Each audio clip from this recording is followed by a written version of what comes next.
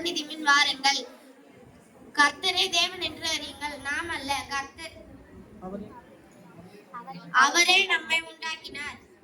நாம் அவர் ஜனங்களும் அவர் மேய்ச்சலின் ஆடுகளும் ஆயிருக்கிறோம். 128. கர்த்தர் நல்லவர், கர்த்தருக்கு பயந்து அவர் வழிகளில் நடக்கிறவன் எவனோ அவன் பாக்கியவான். உன் கைகளின் பிராசத்தை சாட்டால் உனக்கு நன்மையும் கிருபையும் உண்டாகும். மனைவி உன் வீட்டவர்களின் கனி தரும் திராட்சை கொடி போல் இருப்பாய். உன் பிள்ளைகள் ஒரு மலர்கன்று போல் உன்னதமானவரின் மறைவில் இருக்கிறவர் சர்வ வல்லவருடைய நிழலில் தங்குவார். நான் கர்த்தரை நோக்கி, நீ என்னை அடைக்கலம், என் கோட்டை, என் தேவன், நான் நம்பியிருக்கிறவன் என்று சொல்லுவேன். அவர் வேடனுடைய கண்ணிக்கும் பாராக்கும் கொள்ளை நோய்க்கும் தப்புவிப்பார். அவர் செட்டைகள் கீழே அடைக்கலம் புகுவாய். அவர் சத்தியம் உனக்கு பரிசுத்தம் கேடகமாகும். பறவையும் பறக்கும் அம்புக்கும் இதுவெல்லாம் தாம் பயன்படுத்தும். பறவையும் பறக்கும் சங்காரத்துக்கும் பரிசுத்தமே நிற்பார். உன்னதமானவரின் மறைவில் இருக்கிறவன் சர்வ வல்லவருடைய நிழலில் தங்குவான். நான் என் கர்த்தரை நோக்கி, நீர் என் அடைக்கலம், என் கோட்டை, என் தேவன், நான் நம்பியிருக்கிறவன் என்று சொல்லுவேன். உன்னுடைய வேடனுடைய கண்ணிக்கும் பாலாக்கும் கொள்ளை நோய்க்கும் தப்புவிப்பார். அவர் தமது சிறகுகளால் உன்னை மூடுவார். அவர் சட்டைகள் கீழே அடைக்கலம் புகுவாய். அவர் சத்தியம் பரிசும் கேடகமாகும். இரவில் உண்டாகும் பயங்கரத்துக்கும் பகலில் பறக்கும் அம்புக்கும் இரவில் நடமாடும் கொள்ளை நோய்க்கும் மத்தியானத்தில் பாழாக்கும் சங்காரத்துக்கும் பயப்படாது. உன் பக்கத்தில் 1000 பேரும் உன் வலது புறத்தில் 10,000 பேரும் விழுந்தாலும் உன் கண்களிலும் நீ அதை பார்த்து துன்மார்க்கத்துக்கு வரும் பலனை காண்பார். உன் வழிகளே எல்லாம் உன்னை காக்கும்படி உனக்காக தம்முடைய தூதர்களையும் கட்டளையிடுவார். நம் பாதம் கல்லில் இடரான வரைக்கும் அவர்கள் தங்கள் கைகளை ஏந்தி கொண்டு போவார்கள். சிங்கத்தின் மேலும் விரியல் பாம்பின் மேலும் நீ நடந்து பால் சிங்கத்தின் வலு சர்பத்தில் மெரித்து போடுவாய். அவர் நம்முடைய வேடனுடைய கண்ணிக்கும் பாழாக்கும் கொள்ளை நோய்க்கும் தப்புவிப்பார். அவர் தமது சிறைகளாய் உன்னை மூடுவார். அவர் சட்டைகள் கீழே அடைக்கலம் புகுவார். அவர் சத்தியம் உனக்கு பரிசையும் கேடகமாகும். இரவில் உண்டாகும் பயங்கரத்துக்கும் பகலில் பறக்கும் அம்புக்கும் இரவில் நடமாடும் கொள்ளை நோய்க்கும் மத்தியானத்தில் பாழாக்கும் சங்காரத்துக்கும் பயப்படாது இருப்பாய்.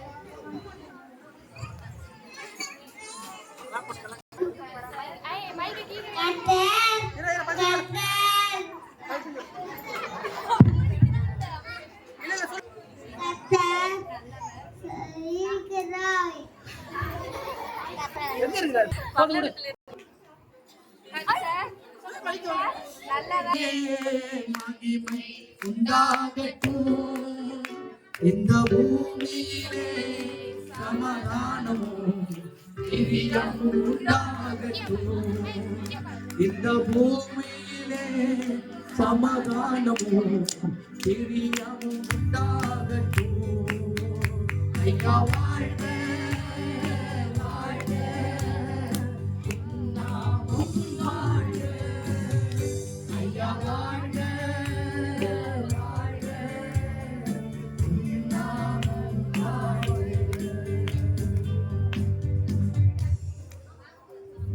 கர்த்தருடைய பரிசுத்த நாமத்துக்கு மகிமை உண்டாவதாக.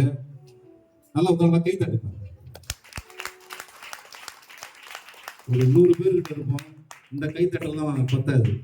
பிள்ளைங்க எவ்வளவு அழகா, எல்லாம் விளையாட்டு பிள்ளைங்க. நீங்க கண்ணுக்கு பார்த்துட்டீங்கல்ல, ஓடி நாடி விளையாடிக்கிட்டு அழகா வசனம் சொல்றாங்க.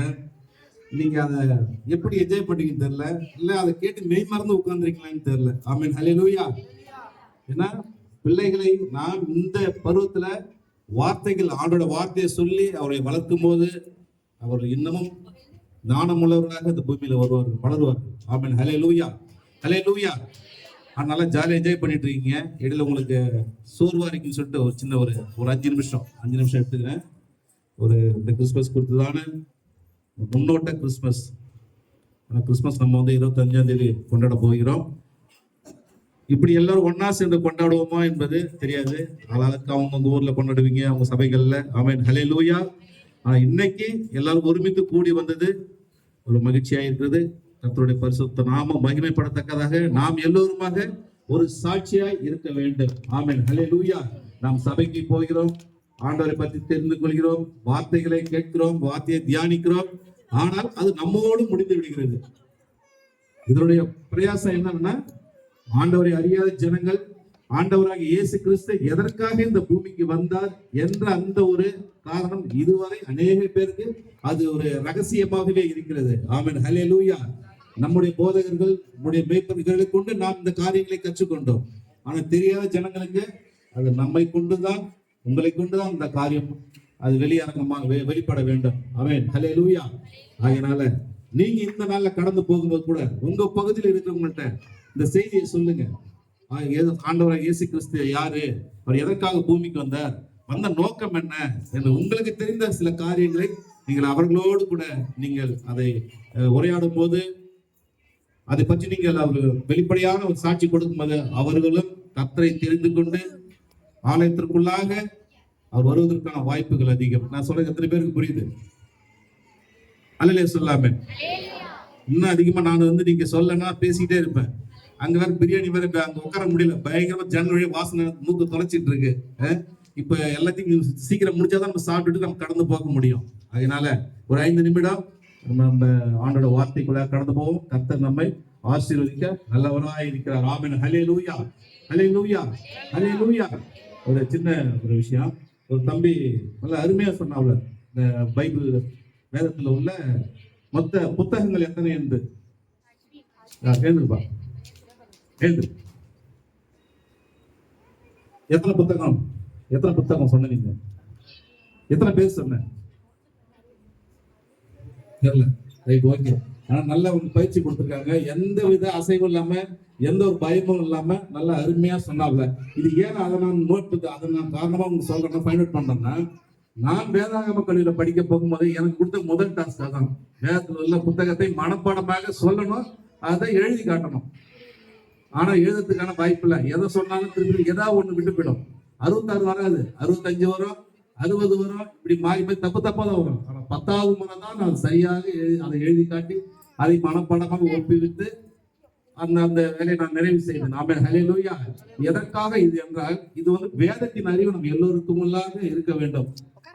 ஆலயத்துக்கு வருகிற ஆண்டவரால் ஆசீர்வதிக்கப்பட்ட நம்ம எல்லோருக்கும் அந்த வேதத்தின் ரகசியம் தெரிந்து கொள்ள வேண்டுமானால் வேதத்தின் முழுமையாக நம்ம அறிந்து கொள்ள வேண்டும். அப்படி இருந்தால்தான் நம்ம வாழ்க்கையில அந்த வார்த்தை கிரியை செய்யும். அந்த கிரியை நற்கிரியையாக நம்ம இப்ப வாழ்கின்ற பகுதியில அது ஒரு சாட்சியாய் மாறும். ஆமென், ஹல்லேலூயா. அந்த பையனுக்கு நல்லா ஒரு கைத்தட்டம் கொடுங்க. இது போல நம்ம பிள்ளைங்களும் இது போல வேத அறிவு வளர்க்கணும்னு சொல்லி இன்னைக்கு நீங்க முடிவு பண்ணுங்க. ஏன்னா பிள்ளைகளை வந்து நம்ம நடத்த வேண்டிய வழி நடத்தினாதான் அவங்க தேவனுக்குள்ளாக தேவனுடைய ஆசீர்வாதத்தை முழுமையாக பெற்றுக்கொள்வர்களாக இந்த பூமியில வாழ்வாங்க. ஏன்னா காலம் கடைசி காலமா இருக்கிறது. எவ்வளவு போராட்டங்கள் பார்க்கிறோம், எவ்வளவு பிரச்சனைகளை பார்க்கிறோம். இப்ப எங்குமே தவறு எது நடக்குதுன்னா, இந்த சின்ன 15 வயசு பிள்ளைகள், 16 வயசு பிள்ளைகள், இவர்களை கொண்டுதான் ஆங்காங்கே இந்த டிவி எல்லாம் பார்க்கும்போது அந்த காரியங்கள் அவங்களை கொண்டுதான் எல்லா பிரச்சனையுமே உருவாகுது. அப்படியாக நம்ம பிள்ளைகள் இருக்கக்கூடாது, இருக்கவும் நாம் விடக்கூடாது. ஆண்டவரை பற்றிய அறிவிலே நாம் வளர்க்க முயற்சி செய்வோம். ஒரு சிறிய செய்தி மாத்திரம், ஒரு வசனத்தை வாசித்து கர்த்தருடைய வார்த்தைக்கு செவி கொடுப்போம். கர்த்தரை ஆசீர்வதிக்க நல்லவராக இருக்கிறார். ஆமென், ஹல்லேலூயா. கிறிஸ்துமஸ் என்ற இந்த காரியம் தூதர்கள், தேவ தூதர், வானதூதர் முதலாவதாக யாருக்கு தோன்றி பயப்படாதே என்ற வார்த்தையை சொன்னார்? சொல்லுங்க. மரியாளுக்கு. ஏன்னா மரியாளுக்கு அந்த செய்தி, மரியாளுக்கு மாத்திரமல்ல, மரியாளுக்கு பயப்படாது என்ற வார்த்தை மரியாளுக்கு. ஆனால் முதலாக யோசேப்புக்கு தான் அறிவிக்கப்பட்டது. யோசேப்பு தாவீதின் வம்சத்துல வந்த ஒரு நீதிமான், அவனுக்கு அந்த வார்த்தை அறிவிக்கப்பட்டது. பிற்பாடு சம்பந்தப்பட்ட மரியாளுக்கும் அந்த வார்த்தை அறிவிக்கப்பட்டது. எப்படி என்றால் பயப்படாதே என்று. அப்போ பயம் இந்த நாட்களிலே நம்மை வாட்டி வதைத்துக் கொண்டிருக்கிற ஒரு காரியமா இருக்கிறது. எதை கண்டாலும் நமக்கு பயம். எதை பார்த்தாலும் பயம். ஆனா அந்த நாட்கள்ல இந்த பயம் பயம் என்ற இருளை போக்குவதற்காக தூதர்கள் அவர்கள் யோசேப்புக்கு தோன்றி பயப்படாதே அப்படின்னு சொல்ற ஒரு விஷயத்தை, அந்த காரியத்தை சொல்றாங்க. மரியாள் உனக்காக கர்த்தரால் நியமிக்கப்பட்டிருக்கிறார் என்று. ஆமென். கன்னியாய் இருக்கிற அவள் உங்களுக்காக நியமிக்கப்பட்டிருக்கிறார் என்று. எதற்காக என்றால் பூமி பாவத்தினாலே மாண்டு போகிற ஒரு சமயம் அது. பாவம் இல்லாமல் ஒரு குமாரன் இந்த பூமிக்கு வர வேண்டும். மனுஷகுமாரன், தேவனால் அனுமதிக்கப்பட்ட ஒரு மனுஷகுமாரன் இந்த பூமிக்கு வர வேண்டும். இந்த ஜனங்களின் பாவத்தை மன்னித்து இந்த பாவங்களிலிருந்து அவரை முற்றிலும் விடுதலை செய்ய ஒரு மனுஷகுமாரன் தேவைப்படுகிறார் என்ற ஒரு அந்த உயரிய நோக்கத்திற்காக. ஆமென். ஹல்லேலூயா, ஹல்லேலூயா. இப்ப நாம அநேக போராட்டங்கள் இருக்கும்போது நமக்கு இந்த போராட்டத்தில் விடுதலை கொடுக்க யாராவது ஒருவர் வரமாட்டாரா?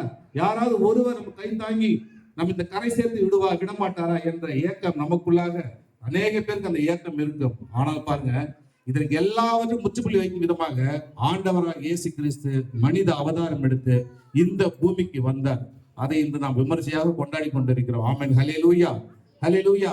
ஆனால் வந்த நோக்கம் என்ன என்பது இன்னமும் நமக்கு கேள்விக்குறிதான். எதற்காக வந்தார், ஏன் வந்தார், அந்த கேள்வி இன்னமும் நம்ம உள்ளங்களில் ஆட்கொண்டு நடத்தி கொண்டிருக்கிறது. உங்களுக்கு சமாதானம், தாவீதின் ஊரிலே உங்களுக்காக மீட்பர் பிறந்துள்ளார் என்று யாருக்கு அறிவிக்கப்பட்டது? சாதாரண மனிதர்கள், சாதாரணமாக இந்த ஆடுகளை இந்த மேய்ச்சலுக்கு கொண்டு போறவர்கள் மத்தியில இந்த ஒரு சந்தோஷத்தின் செய்தி, சமாதான செய்தி அவர்களுக்கு அறிவிக்கப்படுகிறது. அவர்கள் எதற்கு என்ற ஒரு கேள்வி எதனுமே கேட்கல. அவங்களுக்கு அறிவித்த மிக்க மகிழ்ச்சி அவர்களுக்கு. நமக்குள்ள பிரச்சனைக்கு நம்ம தீர்க்க ஒரு மனுஷகுமாரன் நமக்காக இந்த பூமியிலே வந்திருக்கிறார் என்று. ஆமென். ஹல்லேலூயா, ஹல்லேலூயா. நமக்காக ஒரு மனுஷன் கொடுக்கப்பட்டார் என்று அன்றைய நாட்களிலே தீர்க்கதரிசிகளால் உரைக்கப்பட்ட அந்த காரியம் இந்த நாட்களிலே அது நிறைவேறிவிட்டது. அப்போ தேவன் எதை செய்தாலும் நமக்கு ஏதாவது ஒண்ணு செய்யணும்னு நினைச்சார்னா அது யாரை கொண்டாயிலும் செய்து முடிக்க அவர் நல்லவராக இருக்கிறார். எத்தனை பேர் விசுவாசிக்கிறீங்க? நல்ல சத்தமா இல்லையா சொல்லுங்க. எனவே நம்ம வாழ்க்கையில வந்து சந்தோஷமா இருக்கணும், மகிழ்ச்சியா இருக்கணும். ஆனா நம்முடைய சந்தோஷமோ நம்முடைய மகிழ்ச்சியோ அது வேற யாரையும் புண்படுத்தும் விதமாக இருக்கவே கூடாது. ஆண்டவராக இயேசு கிறிஸ்து வாழ்ந்த வாழ்க்கையும் அப்படிதான் இந்த பூமியில. ஏனால் அவர் பிறந்தது முதல் அவரை அவருடைய பெற்றோர்கள் அவ்விதமாக வளர்த்தார்கள் என்று பார்க்கிறோம். ஆண்டவருடைய வார்த்தையின்படியாக அவர்களை வளர்த்தெடுத்தார்கள் என்று பார்க்கிறோம். அப்போ அவரை அந்த கர்த்தருடைய வார்த்தையின்படியாக, தேவனுடைய வார்த்தையின்படியாக அவர் வளர்ந்தது நிமித்தமாக இவர் இந்த ஜனங்களுக்கு ஒரு மீட்பர், ரட்சகர் என்ற அந்த உன்னதமான பெயரை தேவன் அவர்களுக்கு கொடுத்தார். நம்முடைய மீறுதல் அதிகம். ஆதி நாட்கள்ல பாத்தீங்கன்னா மீறுதலினாலே பாவம் உண்டாகப்பட்டது. ஆனா பாவத்தினால் மனிதன் மாண்டு போவது தேவனுக்கு பிரியமில்லாத ஒரு காரியமா இருந்தது. அது அந்த பாவத்தின் நிமித்தமாக வரலாற்று சூழல்களை பார்த்தோம்னா அநேக காரியங்கள், சோதம் குமாரா பட்டணம் அழிக்கப்பட்டது. பாவம் பெருகினதால இந்த தண்ணீரினால், நோவா காலத்துல தண்ணீரினால் அந்த உலகம் அழிக்கப்பட்டது. எல்லாம் பாவத்தின் விளைவுதான். ஆனால் இதற்கு என்ன செய்வது என்று தேவன் யோசித்துதான் இந்த பாவத்திலிருந்து ஜனங்களை முற்றிலுமாக பாவத்துக்கு திரும்பாதபடிக்காக ஒரு சாட்சியை ஏற்படுத்த வேண்டும் என்றுதான் ஆண்டவராக இயேசு கிறிஸ்துவை மனுஷ